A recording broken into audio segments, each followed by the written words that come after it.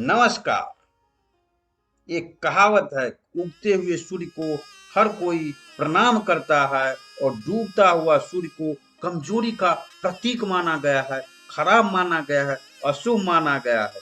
यह अन्य देशों में होता होगा, लेकिन हमारा भारत देश में जो है हम लोग ऐसा नहीं मानते हैं। हमारे यहाँ पश्चिम में अस्त होते हुए सूर्य को भी उसी भाव से नमन किया जाता है जैसे कि पूरब में उगते हुए सूर्य के लिए किया जाता है। हमारे यहाँ जो सूरज को देवता माना गया है, जो देवताओं का दिशा बदलने से हमारे मन में किसी भी प्रकार का भाव नहीं बदलता है। तो जैसा कि हम लोग जानते हैं, आज छठ महापर्व का जो है त्योहार जो है, यह कार्तिक महीने की जो शुक्ल पक्ष की जो है षष्ठी तिथि को मनाया जाता है।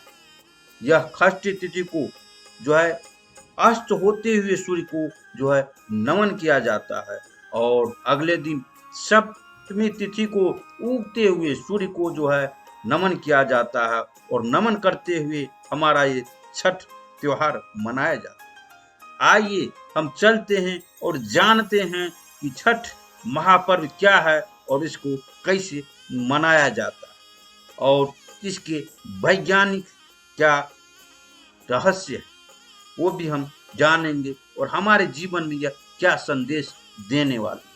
तो आइए चलते हैं और हम जानते हैं। छठ पूजा प्रसिद्ध भारतीय त्योहारों में से एक है जो बिहार, झारखंड, यूपी, मध्य प्रदेश, नेपाल के क्षेत्रों और देश के अन्य हिस्सों में मनाया जाता है। यह त्योहार रोशनी के त्योहार दिवाली के ठीक 6 दिन बाद शुरू होता है।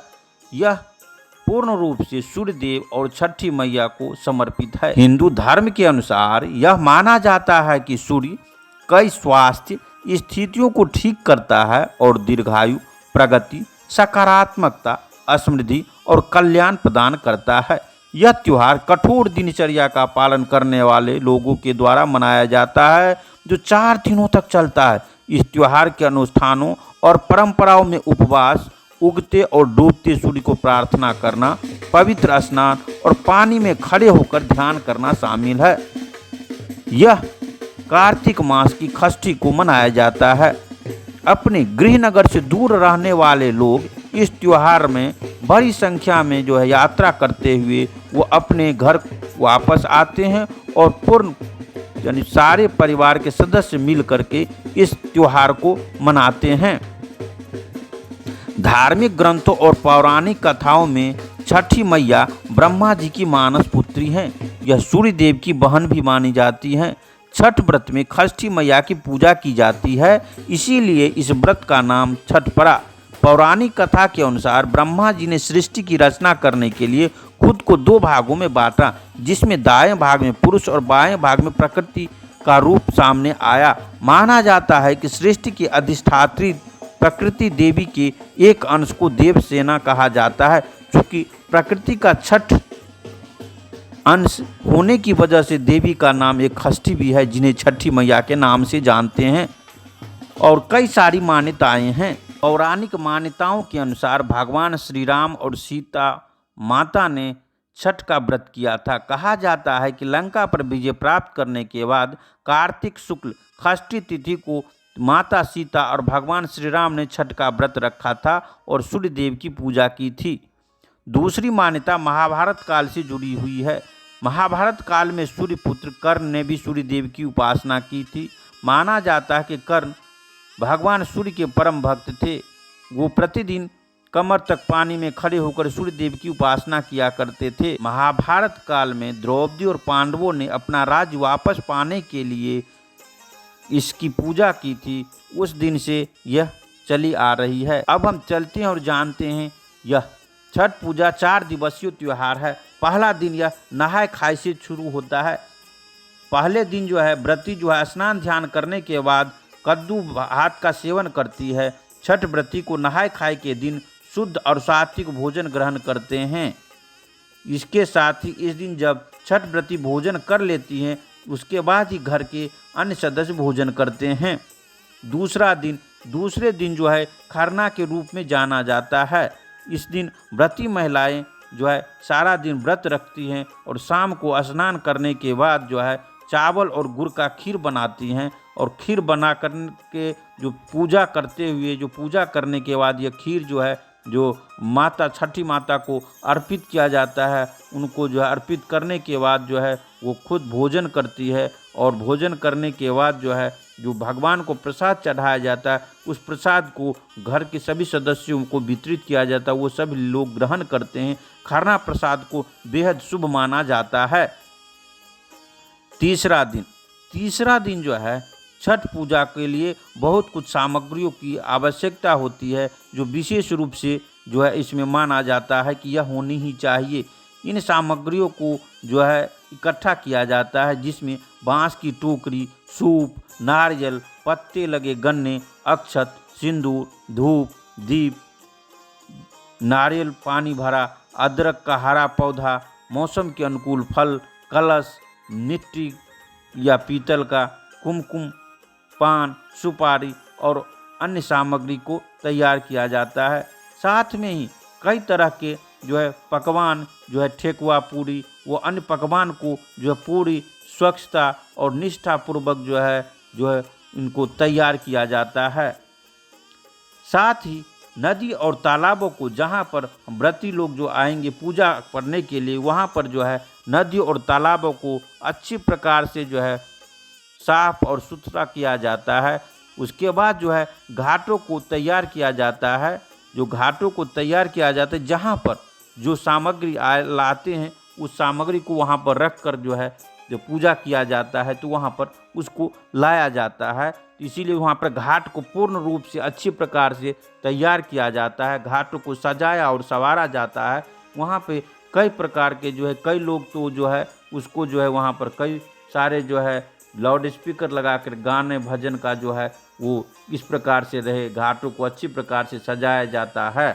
तो इस प्रकार से उसको सजाने के पश्चात जो है शाम को सूर्यास्त होने से कुछ देर पहले सभी सामग्रियों को बांस की जो टोकरी होती है उसमें से इकट्ठा करके वहाँ अपने घर से उसको जो है व्रती अपने सर के ऊपर इस टोकरी को उठाकर जो है प्रेम भाव से प्रेम पूर्वक उसको इस जहाँ पर घाट तैयार किया जाता है, नदी तालाब या कई लोग होते हैं जो उनके आसपास नदी और तालाब नहीं होते तो वो अपने आसपास कुछ जगहों पर गड्ढे खोद कर उसमें पानी भर को तालाब के रूप में तैयार करते हैं और वहाँ पर उसको मनाते हैं। तो इसीलिए तो इस प्रकार से वो लोग शाम को जो है सूर्यास्त होने से पहले वहाँ पर जो है वो सभी सामग्री को लाते हैं। लाने के बाद उसको जो है घाटों पर रख देते हैं और रखने के बाद पानी में व्रती खड़े होते हैं और खड़े होने के बाद जो है ध्यान करते हैं और ध्यान करने के तत्पश्चात जो है वह डूबते हुए सूर्य को, अस्ताचल सूर्य को जो है पूजा करते हुए अर्घ देते हैं और सभी जो प्रसाद जो तैयार किए जाते हैं उस प्रसाद को जो है उन सूर्य देव को जो है अर्पित करते हुए जो है शाम की पूजा को समापन करते हैं। साथ ही घाटों पर इस दौरान कई तरह के जो है गाना भजन का भी जो है वो लोग गाते हैं, पारंपरिक गीतों को गाते हुए जो है इन पूजा को जो है करने में अपना महत्वपूर्ण योगदान देते हैं। और जब पूजा शाम को संपन्न हो जाती है तो पुनः सभी सामानों को उठा करके वो लेकर के अपने घर तक आते हैं और इस सभी सामान को पुनः सूर्योदय होने से पहले फिर जो है सभी व्रती सभी सामान को लेकर सभी सदस्य जो है वहाँ घाटों पर पहुँचते हैं और घाटों पर पहुँचकर जो है पुनः फिर जो है सभी सामग्रियों को घाटों पर अच्छी प्रकार से उसको रखते हैं और रखने के बाद जो है फिर व्रती जो है वो पानी में उतरती हैं और जो है अपना ध्यान जो है वो सूर्य देव और छठी मैया के ऊपर लगाते हुए जो है उसमें ध्यान में लीन हो जाती हैं। और जैसे ही सूर्य का उदय होने लगते, जब सूर्य उदय होता है, सूर्य उदित होता है, तब जो है पुनः पूजा अर्चना करते हुए सभी नैवेद्यों को भगवान सूर्यदेव को अर्पित करते हुए पूजा का समापन करते हैं। और इस दौरान कई तरह की जो पारंपरिक गीत है, भजन है और उनको गाते हुए वहाँ पर जो हर्षोल्लास का जो उल्लास होता है, बच्चे के प्रकार के पटाखे वगैरह का भी प्रयोग करते हैं, वो जलाते हैं, खुशी का जो है जो इजहार करते हैं। इस प्रकार से सभी सदस्य मिलकर के पूजा को जो है उसमें पार्टिसिपेट करते हैं और इस प्रकार से वो सारी पूजा को संपन्न करते हुए जो प्रसाद लेते हुए अपने घर को आते हैं। छठ पूजा हमें जो है कई चीज़ों की तरफ हमें इशारा करती है जो हम भूल चुके हैं। छठ पूजा के द्वारा हमें जो है प्रकृति से जुड़ाव, प्रकृति से लगाव, किस प्रकार से हम प्रकृति से जुड़े उसकी तरफ हमारा ध्यान केंद्रित करती है। छठ पूजा विशेष रूप से शक्तिशाली सूर्य भगवान की पूजा से जुड़ा त्यौहार है। वैदिक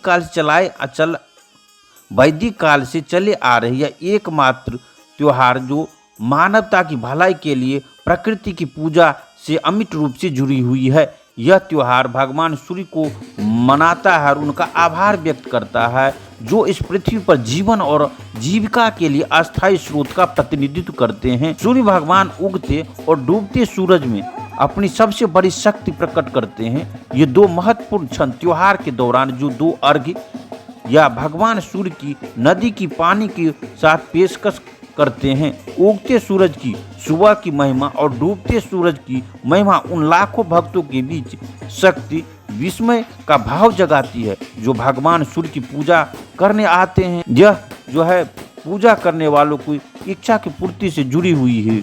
जब एक भक्त निस्वार्थ भाव से यह पूजा और रस्मों को पूरा करता है। इसके कुछ वैज्ञानिक महत्व भी हैं। छठ पूजा हमारे शरीर को डिटॉक्सिफाई करने का सबसे अच्छा तरीका है क्योंकि पानी में डुबकी लगाने और शरीर को सूरज के संपर्क में लाने से जो है बहुत सारे प्रभाव नष्ट होते हैं जिससे मानव शरीर की कार्य क्षमता में सुधार होता है। और यह भी कहा जाता है कि छठ पूजा हानिकारक बैक्टीरिया को मारने में बहुत ही ज़्यादा मदद करती है।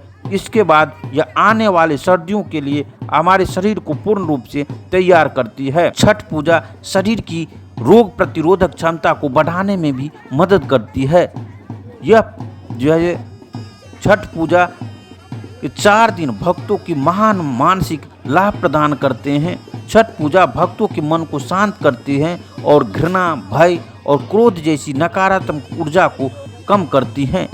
ये सभी पूर्ण रूप से जो है विषहरण के लिए एक कठोर वैज्ञानिक प्रतिक्रिया, यह जो है पूरी तरह से विषहरण यानी डिटॉक्सिफाई के लिए एक कठोर वैज्ञानिक प्रक्रिया का प्रतिनिधित्व करते हैं। इस प्रकार से हम देखते हैं कि यह हमारे जीवन में बहुत ही लाभदायक है और हमारे जो प्रकृति के हर एक देखिए पौधे को जो हम इसमें पूजा करते हैं, प्रकृति को हमें जुड़ करके प्रकृति के साथ हमारा और किस प्रकार से संबंध है उसको यह हमें उजागर करती है, हमें सिखाती है कि किस प्रकार से हम प्रकृति के साथ जुड़ें और प्रकृति से जुड़कर हम अपने आप को जो है बेहतर कर पाएँ। यह एक समन्वय प्रकृति से जुड़ने की तरफ हमें जो है ध्यान बराबर खींचती हैं। जिस प्रकार से प्रकृति का हमारे जीवन में अहम योगदान है उसको जो हम भूलते जा रहे हैं, हमें उसको भूलना नहीं है। हमें उसको जो है अपने जीवन में उन सभी को साथ में लेकर चलना है।